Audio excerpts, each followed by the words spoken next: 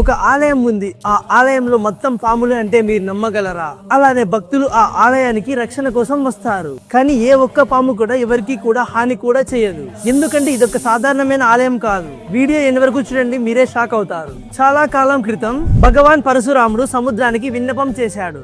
నా ప్రజల కోసం భూమి ఇవ్వు అని సముద్రాన్ని అడిగాడు. వెంటనే సముద్రం వెనక్కి తగ్గింది. కానీ ఆ భూమి మొత్తం విషంతో నిండిపోయింది. మొక్కలు ఎండిపోయినాయి, జీవం కనిపించలేదు. ఆ సమయంలో పరశురాముడు నాగదేవతలను ప్రార్థించారు.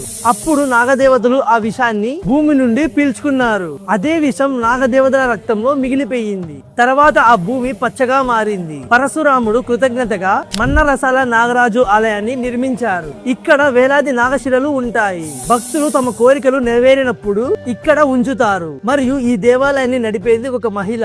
ఆమె పేరు మన్నెరసాల అమ్మ.